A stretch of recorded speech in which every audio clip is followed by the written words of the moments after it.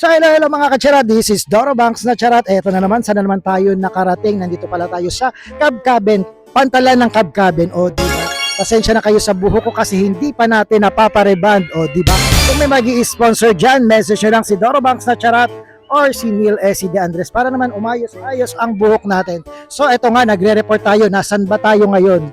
Nasa likod natin ang Corregidor.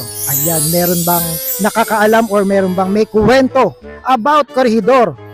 Sa tingin ko meron. Tawagin na natin si Tatay Fernando Olarte para ikuwento ang nangyari or story niya about Corregidor. So, halika na, pasok ka na, Tatay Fernando. O, dyan ka lang, baka malaglag tayo. So, ayan si Tatay Fernando, o, di ba? Dahil nga nakita niya si Doro Banks, hindi siya mapakali, akala niya artista, pang Halloween lang ito si Doro Banks. So ito na nga, sabi ko nga nasa likod tayo ng Corregidor. Tay, baka meron kang maikukwento about sa experience mo sa Corregidor. By the way, anong pangalan mo? Anong buo mong pangalan pala? Fernando Olarte, Ilan taon ka na, Tay? 78, Taga saan ka?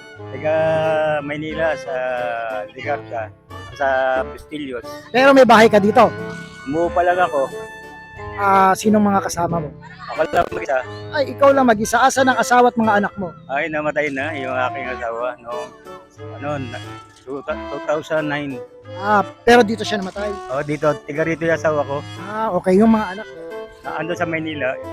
Ayan, i-shout out mo na yung mga anak mo. Hindi na ako nakakarating ng Maynila kasi dahil wala na akong chance na pumunta. Ay, hindi, Tatay. Malay mo, makita nila sa Facebook.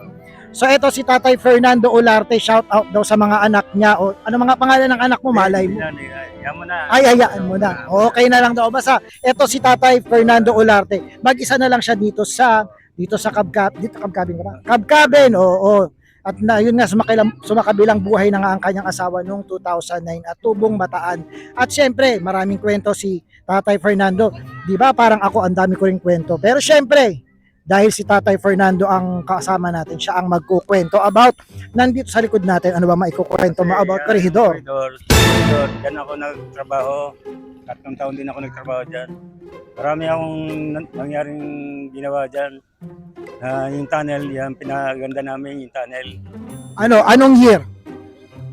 Hindi ko na masabi dahil marami akong pinasukan ng trabaho eh. Ay, ganun. May Facebook ka ba, Tay? Meron, kaya lang, hindi ako nakapag-load. Sige, mamaya bibigyan kita rin ng sticker para ma-follow mo si Doro Banks sa charat, o di ba? Hindi mo pa nakikita to, di ba? Ngayon mo lang nakitang ganito itsura, no? Kasi nga walang kamuka si Doro Banks na charat. Pag may nakita kayong kamuka, nako, i-message nyo si Doro Banks na charat. Baka ano 'yon? Doppelganger ko 'yon, o di ba? So ayan, ituloy na natin ang kwento ni Tatay. Paabutin natin ng 5 minutes. So ayan, sabi mo nagtrabaho ka rin sa NASCO. Ano naging trabaho mo naman sa NASCO? At Kami, yung nagbabadadero yung barko dyan, mapasok sa loob ng dry dock.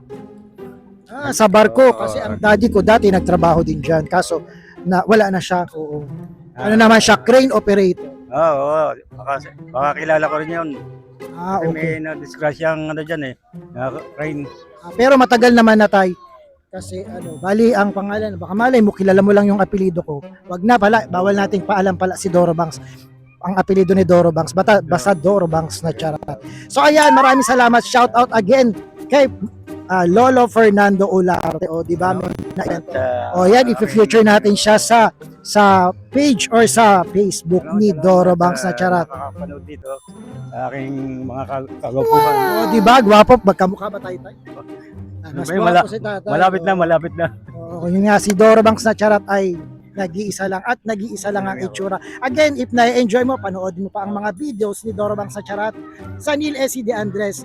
Syempre, yun nga, pag dumaan sa wall mo, wag mo naman i-skip, like, share, comment, and don't forget to follow. Maraming salamat, Maraming salamat Lolo din. Fernando. Thank you. O, diba?